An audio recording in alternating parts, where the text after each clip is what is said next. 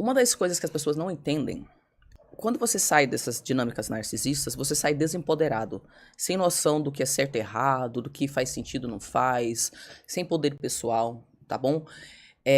Quando você cresceu numa família narcisista, cara, muita gente fica falando, ai, porque esses jovens aí não conseguem lidar com isso, com aquilo, aquele outro. Nem o jovem vai sair de uma família narcisista tendo estrutura, cara. O que tem de suicídios nos pacientes que eu já tive, que eu tenho? Nessas famílias, meu irmão cometeu suicídio, eu tentei pela primeira vez com 6 anos de idade. Como é que é?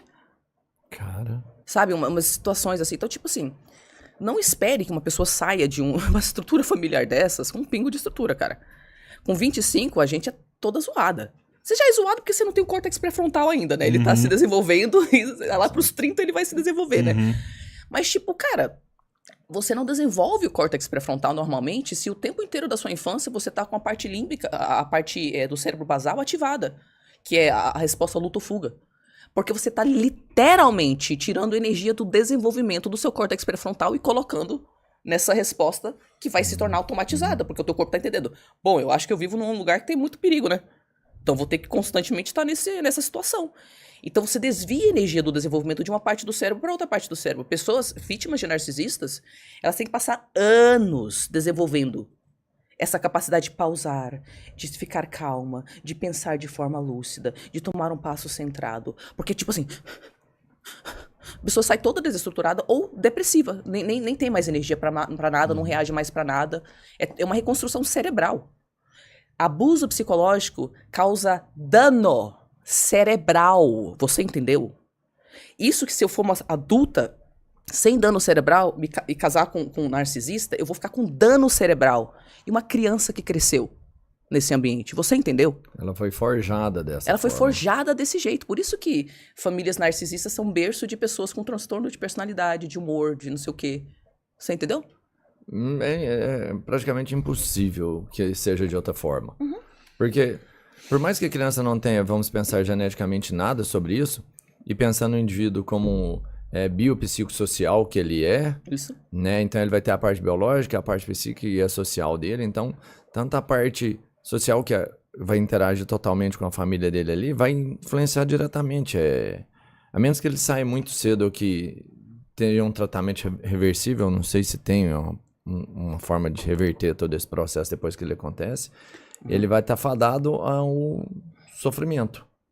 Isso, ele vai estar fadado ao sofrimento. E aqui eu queria pausar e falar sobre tratamento, né? Então, assim, tanto para pessoas que têm transtorno de personalidade, quanto para as pessoas que lidam com quem tem transtorno de personalidade e tem seus próprios traumas complexos, é possível melhoria. É possível melhoria gigante. Mas tem uma trajetória de anos. Você entendeu? E as pessoas desistem. Porque a parte do cérebro que tem paciência é a parte do cérebro que não está desenvolvida, que é o córtex pré-frontal.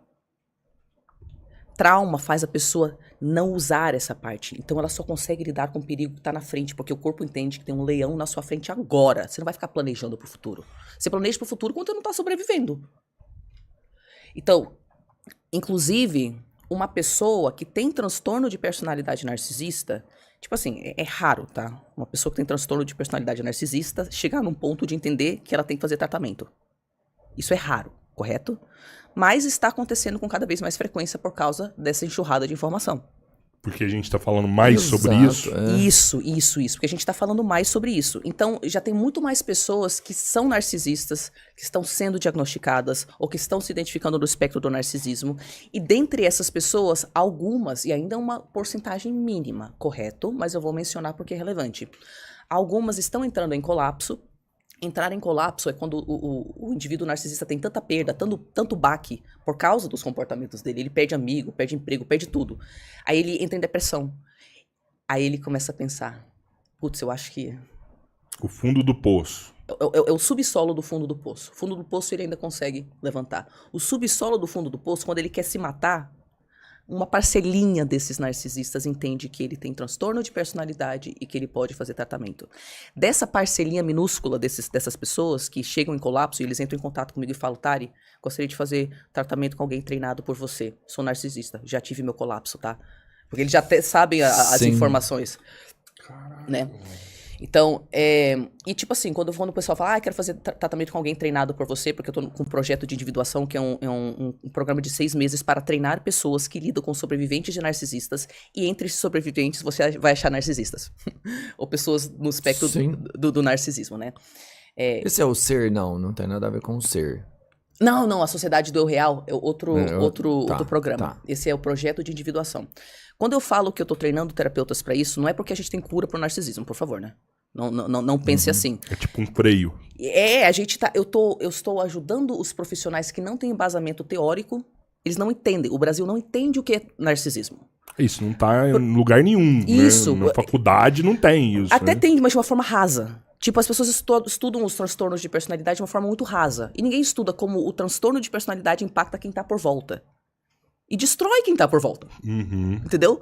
Então, o objetivo do projeto de individuação é dar embasamento teórico, inclusive de coisas que eu tenho que traduzir, porque não tem em português, não é? Graças a Deus eu falo inglês, eu posso fazer essas traduções. E competências técnicas que foram criadas por especialistas no tratamento desses transtornos, que são as mais modernas nos últimos 40 anos, como, enfim, sistemas internos familiares, terapia do esquema, coisas assim que são especificamente para transtorno de personalidade ou personalidades fragmentadas. E eu quero dar esse embasamento para as pessoas, não porque elas vão fazer milagre com narcisistas, mas porque elas vão saber não estigmatizar, não julgar, não olhar com cara de nojo. Porque a limitação pro tratamento do narcisista não é só o narcisista, somos nós terapeutas. Nós olhamos com cara de nojo, de raiva. O que você tem? Ai, como você é vítima. E a gente não sabe ler o que a gente tá falando. Terapeutas não sabem identificar narcisistas. Então, a ideia desse projeto é dar esse embasamento para a pessoa que está nesse espectro e também para quem lida com pessoas que estão nesse espectro conseguir não ser julgado. Porque é uma doença. É uma doença. Assim, o narcisista, ele não tem controle nenhum do que ele está fazendo. Ele não tem. Ele age mentalmente, ele planeja, mas não é um controle. Vamos lá. No fundo, eles têm escolha. Sim. E eles falam isso. Gente, a gente é narcisista, a gente sabe exatamente o que a gente está fazendo. A gente tem escolha, tá? O que eles não têm é a capacidade de fazer escolhas melhores. Por quê? Porque você só age de forma centrada se suas respostas emocionais estão centradas. E eles não sabem fazer isso. Eles não sabem regular as respostas emocionais. Então, mesmo que tenha uma voz no fundo da cabeça falando, não faz isso, não faz isso, não faz isso, a resposta emocional desregulada toma conta da personalidade. Sacou? E a não ser que o narcisista tenha um traço de personalidade que é o maquiavelianismo, que é o pausar e planejar. E, sabe? Não é todo narcisista que tem isso. Inclusive... O planejar ser mal, assim, quero a isso maldade é um traço a mais. todo custo. Isso, assim. isso é um traço a mais, que alguns narcisistas têm. Que é o que já tá no psiquiátrico. É o nível hard do hard. Isso No espectro da psicopatia, você tá falando? Então, olha que interessante. Você pode achar um narcisista que é mais narcisista, ou tá mais alto no espectro do narcisismo, do que um psicopata tá no espectro da psicopatia. E aí, esse psicopata pode ser mais fácil de você lidar do que esse narcisista, porque depende do espectro. Você entendeu? De onde a pessoa tá no espectro. E do momento dela, se ela teve colapso ou não, o quanto que ela tá consciente, não é, das coisas.